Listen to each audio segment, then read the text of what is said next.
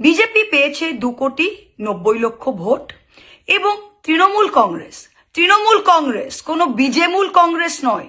তৃণমূল কংগ্রেস মমতা ব্যানার্জির নেতৃত্বে, মমতা ব্যানার্জির মুখকে সামনে রেখে, মমতা ব্যানার্জির নিজের হাতে আঁকা জোড়া ফুল সিম্বলে ভোট পেয়েছে 2,60,00,000। 41% ভোট পেয়েছে তৃণমূল কংগ্রেস এবং বিজেপির সাথে ব্যবধান মোটে ছিল 30 লক্ষ। এই ছিল রায়, যেটা 4 তারিখ মেতে ভোটের বাক্সে পাওয়া গেল। তাই যত এমএলএ জিতেছে তৃণমূল কংগ্রেসে, যেই 80টা এমএলএ যারা জিতেছে তারা তো নির্বাচনে লড়েছিল মমতা ব্যানার্জির সিম্বল নিয়ে, তারা তো লড়েছিল মমতা ব্যানার্জির নেতৃত্বে, তারা তো বিজেমূল কংগ্রেসে লড়েনি। তারা যদি মমতা ব্যানার্জির আশীর্বাদে আজকে এমএলএ হয়েছে, মানুষের রায় বিজেপির বিপক্ষে ছিল। যারা বিজেপিকে ভোট দিতে চেয়েছিল, যেই বাংলার মানুষ, তারা তো বিজেপিকে ভোট দিয়েছে, 2,90,00,000 মানুষ। কিন্তু যে মানুষ বিজেপি বিরোধী, যে মানুষ বিজেপিকে ভোট দেয়নি, সেই মানুষ তো তৃণমূলকে মমতা ব্যানার্জির নেতৃত্বে 2,60,00,000 ভোট দিয়েছে। তা যেই এমএলএরা, যেই মানুষেরা এই তৃণমূল কংগ্রেসের নেতৃত্বে ভোটে জিতে এসেছেন, তারা তো মমতা ব্যানার্জির সিম্বলে জিতেছেন। তারা তো ভোটের পরে বলতে পারে না যে আমরা স্বাধীন। মানুষের রায় তো আপনাদের পক্ষে যায়নি, তাহলে আপনারা রিজাইন দিয়ে নতুন করে আপনাদের বিজেমূল সিম্বলে দাঁড়ান, কোনো প্রবলেম নেই। কিন্তু তৃণমূল কংগ্রেসে তো আপনি বলতে পারেন না যে আপনি তৃণমূল কংগ্রেসে দাঁড়িয়েছে, মানুষের রায় তো আপনাদের জন্য ছিল না। আর বাংলায় এমন কোনো এত বড় হনুমান এখনো জন্ম নেয়নি যে বলতে পারে যে বিজেপি বিরোধী যে ভোটটা 2,60,00,000 ভোট, সেটা মমতা ব্যানার্জির মুখ দেখে হয়নি, সেগুলো আমাদের দেখে হয়েছিল। আসলে 15 বছর সরকারে থাকার পর অনেক চর্বি জমে গেছে।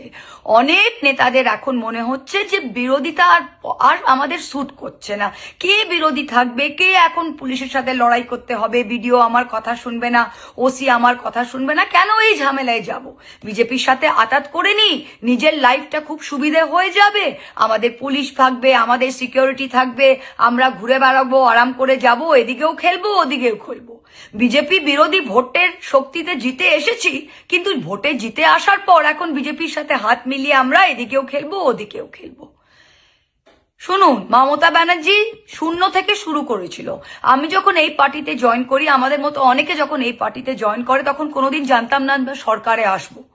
যখন করিমপুরে আমি ভোটে লড়তে যাই, তখন কিন্তু লোকে বলেছিল শত্রু দিয়ে বাঘ মারতে পাঠাচ্ছে তোমাকে মহুয়া। আমি গিয়ে লড়েছিলাম। 2024-এ যখন আমাকে পার্লামেন্ট থেকে এক্সপেল করলো, তখন সারা দুনিয়া বলেছিল মহুয়া তুমি হারবে কৃষ্ণনগর থেকে, কিন্তু আমি জিতে এসেছিলাম। তাই লড়াইয়ের যদি মানসিকতা থাকে, বিজেপির বিরুদ্ধে যদি লড়াই করার জন্য ময়দানে নেমেছে, তাহলে ভয়ের কোনো জায়গা নেই। এখন সব নেতারা নিজের স্বার্থপরতার জন্য, এটা কেউ মানুষের জন্য ভাবছে না। মানুষ তো ভোট দিয়েছে 2,60,00,000 এগেনস্ট বিজেপি। তাহলে আপনারা এখানে দাঁড়িয়ে কিভাবে বলছেন যে আমরাই আসল তৃণমূল? আসল তৃণমূল তো বিজেপি বিরোধী। কিভাবে সেটা হয়? আপনারা এখন নিজেকে ইডি থেকে বাঁচাবেন, নিজেকে সিবিআই থেকে বাঁচাবেন, নিজের সিকিউরিটি নিয়ে ঘুরতে চান, নিজের সুবিধা করে কাজ করতে চান। সবাই ভয় পেয়ে গেলে কিভাবে হবে? জো ডর গিয়া সমঝো মার গিয়া। তা যারা এখন ডরতে চান নিজের সুবিধার জন্য, দরজা খোলা যান। যারা কর্মীরা ফোন করছে, কর্মীরা বলছে নেতাদের কি হচ্ছে, আমি একটাই কথা কর্মীদের কাছে বলতে চাই, এই দল তৃণমূল কংগ্রেস দল কর্মীদের দল। মমতা ব্যানার্জির নেতৃত্বে এটা কর্মীদের দল। যে কোনো নেতা যদি আজকে মনে করে বিজেপির সাথে আতাত করে নিজের সুবিধে করার জন্য সে কিছু করছে, তাকে সেই পথে হাঁটতে দিন। আমাদের ভালোবাসা, আমাদের আশীর্বাদ আপনাদের কাছে আছে, আপনাদের যা করার করে নিন। কিন্তু আমরা মমতা ব্যানার্জির সাথে আছি, আমরা বিজেপির বিরুদ্ধে লড়তে এসেছি এবং বিজেপির শেষ থেকেই ছাড়বো। তাই কর্মীদের বলছি, আপনারা একদম উদ্বিগ্ন হবেন না। মমতাদি রয়েছে, আমরা রয়েছি, আমরা বিজেপি বিরোধী শক্তি, আমরা বিজেপি বিরোধী শক্তি থাকবো।